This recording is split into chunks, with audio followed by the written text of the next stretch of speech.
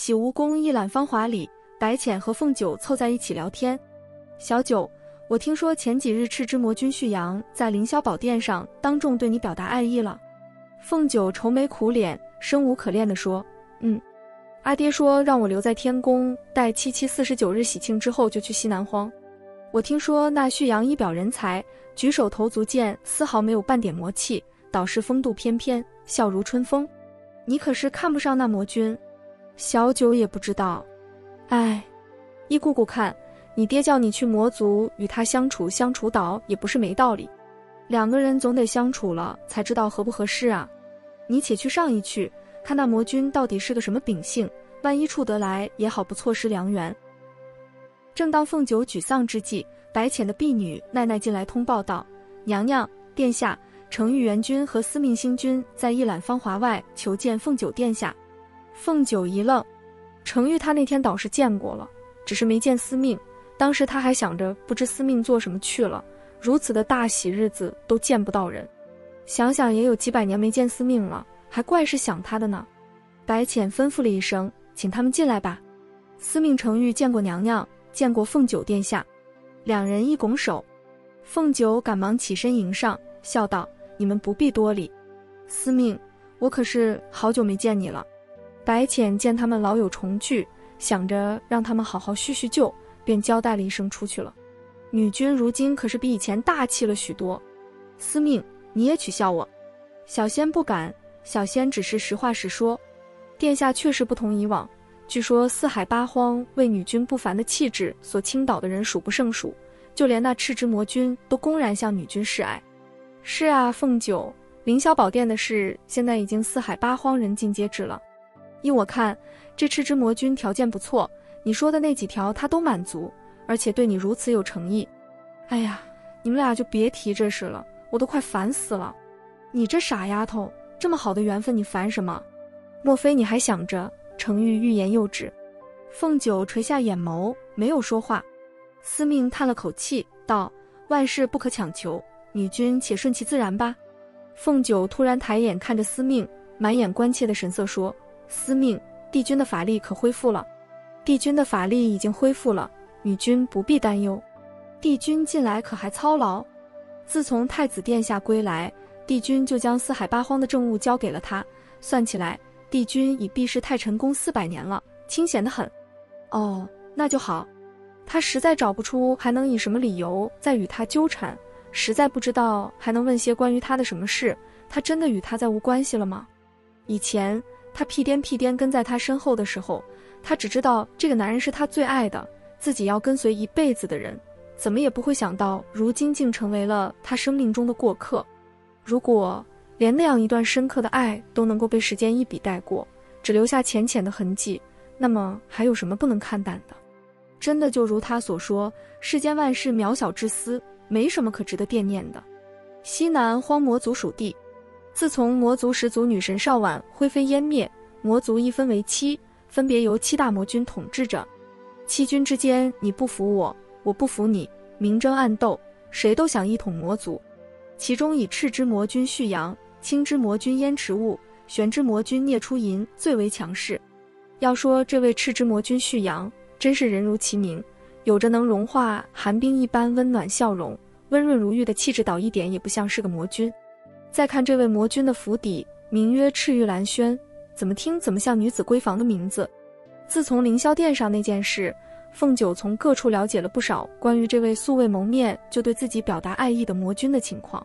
原来他还有一个异母同胞的妹妹，名叫姬恒。这个姬恒居然曾经是帝君的学生，还对他有爱慕之意。而他们的父亲孟浩，诚如他自己说的，是帝君昔日座下72将之一。怎么偏偏来了一个与东华有着这么深的渊源的人？这让凤九更加不知所措。赤玉兰轩的紫竹堂上，凤九作为贵客位于上座，旭阳正坐于他左手边，含着明显的笑意看着他，并未发一言。这尴尬的气氛到底是怎么回事？凤九不禁微蹙眉头。旭阳殿下请凤九来，不会就是为了这么看着我什么都不说吧？女君果然直爽。在下也说过，我倾慕女君已久了，至于成与不成，还是要看女君的意思。如果凤九没有记错，凌霄宝殿之前我们好像并未见过。女君说的不错，既然如此，那么我很好奇，殿下是什么时候倾心于凤九的呢？凤九女君可知在下有个胞妹，名唤姬恒，有所耳闻。舍妹曾是东华帝君唯一的学生，之前帝君身在魔族时，先父临终前将我们兄妹二人托付给了帝君。帝君见她颇有仙缘，又有卓越的天资，就屈尊指导了她几年。他说的这些凤九早就知道，不过不知道他此时拿出来说是什么意思，于是没出声，想听他继续说下去。于是舍妹便不自量力，对帝君情根深重，追随他由魔族到九重天，痴心奢望能留在帝君身边。不料他一时糊涂，竟对帝君使出了魔族的禁术勾魂摄魄术，当场被帝君拆穿。好在帝君念及先父的忠心，对他网开一面，只是下令将他逐回魔族，终生不得再上九重天。舍妹自从九重天回来后，伤心欲绝，看破红尘，整个人就像失去了灵魂似的，终日将自己关在房间里，不出门，不见人，也甚少说话。这个凤九还是不明白他想说什么。在下与凤九女君说，这些并无其他意思，只是东华帝君向来看破红尘，不理俗事，他拒绝舍妹当是情理之中。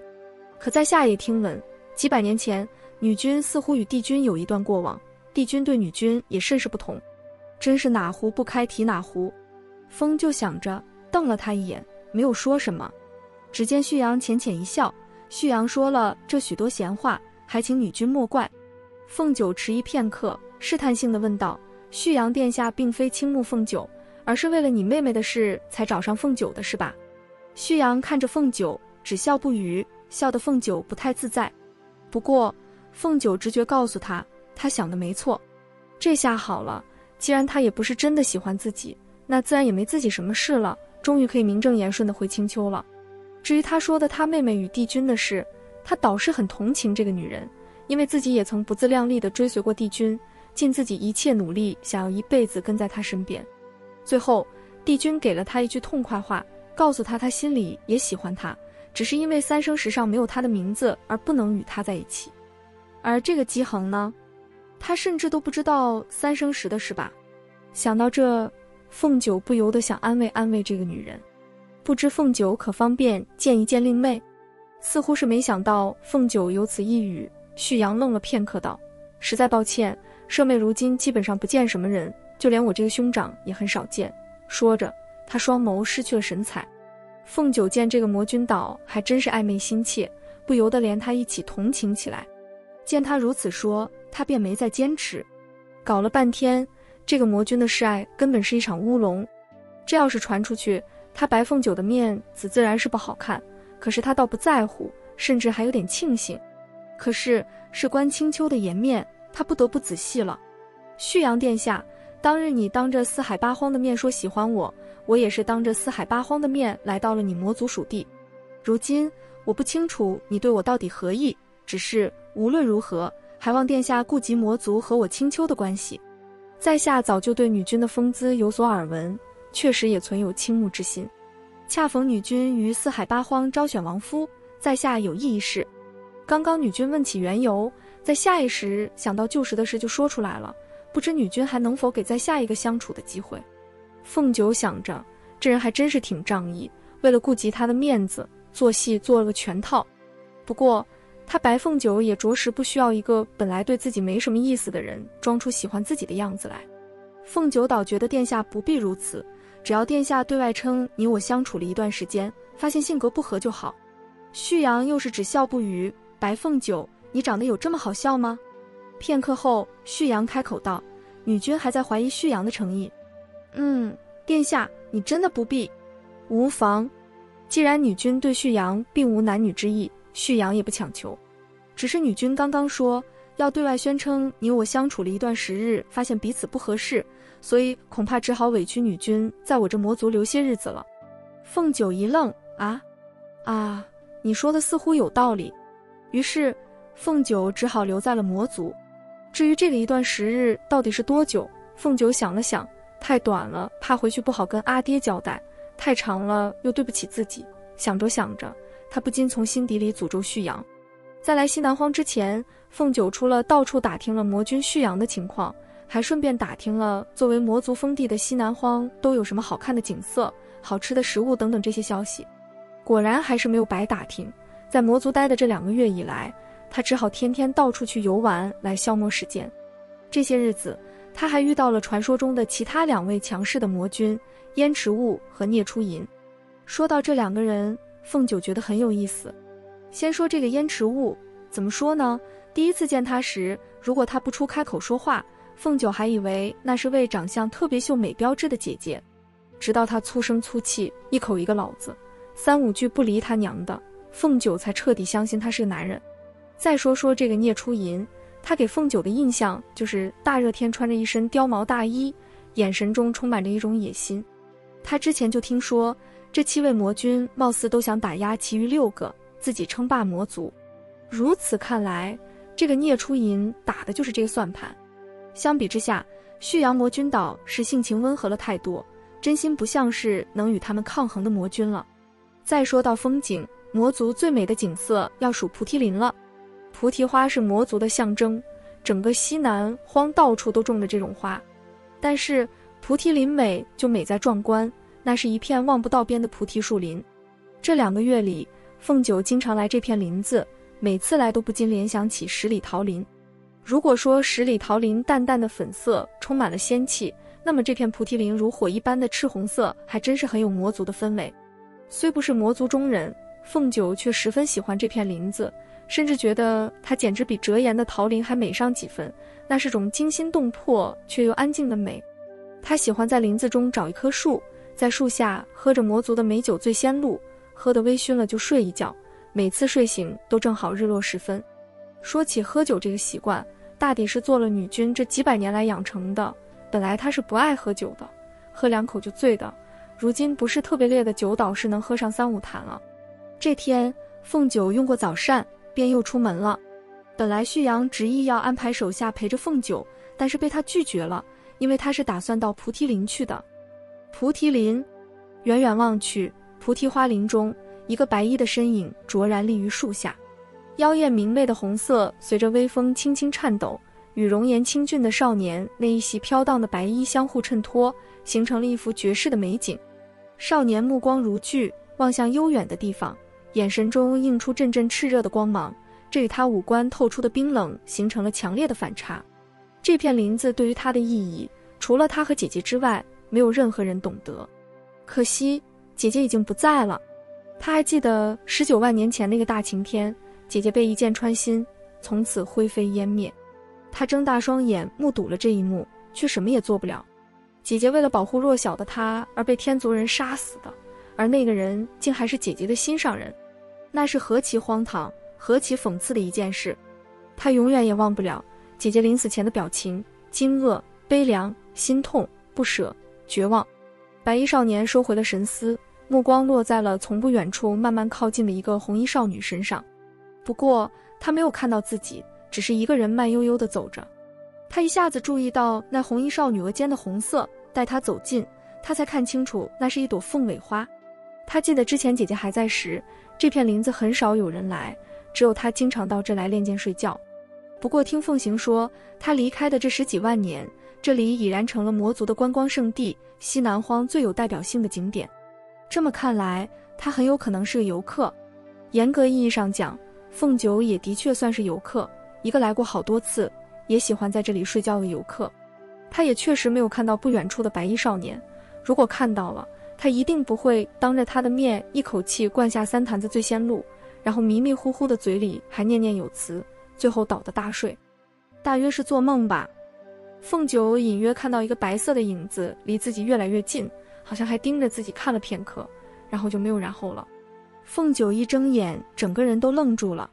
当他快要醒来的时候，模模糊糊地想起来自己是又在菩提林喝醉了才睡着的，而周围白茫茫的光线告诉他此刻天还亮着。然而当他彻底睁开眼睛，他发现这根本不是什么菩提林，明明就是一间宽阔明亮的屋子，自己睡的也不是地上，而是还挺柔软的床上。莫非自己还没醒彻底？就在凤九不明所以，正准备躺下继续睡直到真正醒过来的时候，有人推门进来了。凤九怔怔地看着来人，那是个俊美非凡的白衣少年，正朝他一步一步走来，而自己却不认识这个人。这果然还是个梦。姑娘醒了。白衣少年的声音极其干净清澈。凤九听得不禁心里一惊，想着不愧是来自于梦境里的声音，竟这般好听。白衣少年见凤九呆呆地看着自己，没有出声。他觉得他的双眸十分透亮，好像能从中看到自己的影子。我跟你说，我是在做梦，你是我梦里的人。不过你的声音很好听，我就不急着醒了，陪你聊会吧。你很惊讶吧？是不是很佩服我居然能分清楚梦境和现实？既然是梦，我也不妨告诉你个秘密。我喜欢一个不能在一起的人好久了，现实里他对我疾言厉色，冷冰冰的，好几百年都不理我，也不知道以后还会不会理我。所以这些年我每次见到他对着我笑，对我百般温存，我就知道一定是在做梦了。事实上的确是，只有在梦里他才会对我那么温柔。时间长了，我就知道特别美好的一定是梦。白衣少年一愣，片刻后沉声道：那你为什么觉得现在也是做梦？凤九偏了偏头，转了转眼珠，笑道：因为你的声音很好听啊，听着特别纯粹，特别清透。我觉得这一定是梦里才有的声音。而且最重要的是，我记得我明明是睡在了菩提林，而此刻却是在我从未来过的屋子里，不是梦是什么？白衣少年脸上浮现出不仔细看几乎看不出来的笑容，声音依旧干净：那你继续睡吧，我先走了。说着他转身要离开。喂，你这就走了？凤九还想让他多陪自己聊会天呢。他觉得做梦最大的好处就是能够毫无顾忌地说心里话。可惜白衣少年的背影只是微微停顿了一下，并没有理会他就出去了。小气鬼，你又不是真的，用得着这么赶时间吗？凤九愤愤不平地嘟囔着，然后看看空无一人的整齐的屋子，觉得这个场景的梦再做下去也没什么意思了，不如换个场景看看，于是便蒙上被子又沉沉睡去了。13天太晨宫，帝君还是那身深紫色的袍子，一身的道骨仙风，冷傲之气。自从上次夜华大婚，凌霄宝殿上旭阳向凤九表达倾慕之意，他就没怎么睡过安稳觉。在他的印象中，旭阳是个如春风般和煦的小子，而且是个十足的妹控。至于他妹妹，至今一想起来，帝君还会隐隐的头疼。如今旭阳竟然喜欢上凤九，他倒是颇为惊讶，惊讶之余更多的是一股无名火。他知道凤九听从白毅的安排到西南荒魔族去了，2个月过去了，他应该发现旭阳那样的性格并不适合他了吧。如是想着，帝君翻手唤出铜镜，镜中映出一个红衣女子，还有一个白衣男子。因为你的声音很好听啊，听着特别纯粹，特别清透。我觉得这一定是梦里才有的声音。而且最重要的是，我记得我明明是睡在了菩提林，而此刻却是在我从未来过的屋子里，不是梦是什么？那你继续睡吧，我先走了。喂，你这就走了？白衣男子背对着他，嘴角勾出浅浅一笑，明朗的星眸中泛着光芒。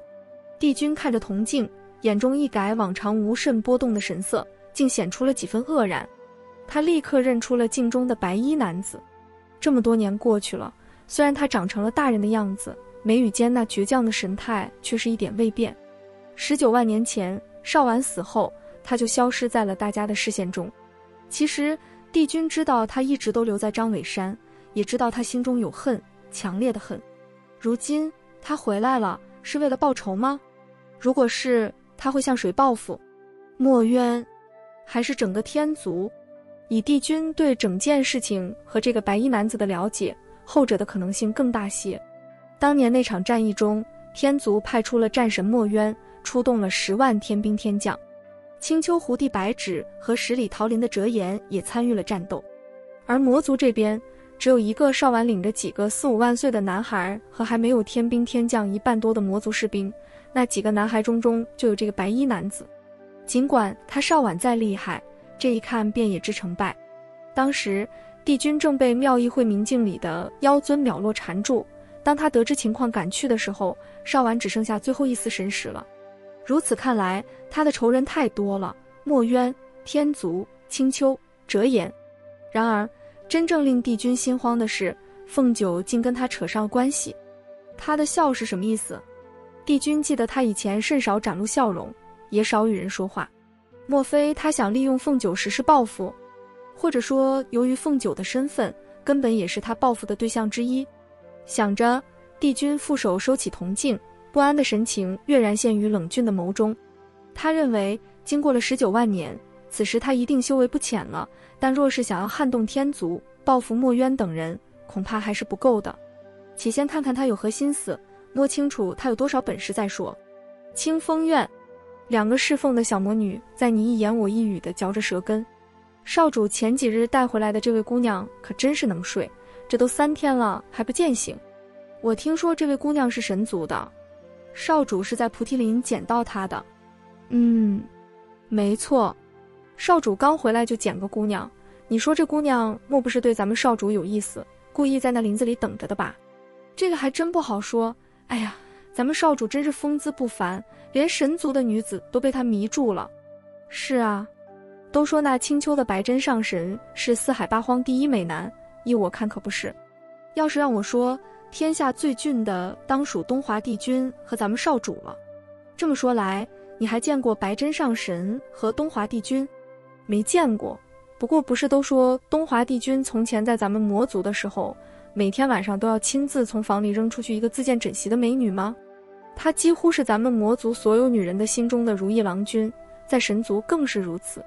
可见她一定比白真上神俊上很多。你说的有道理。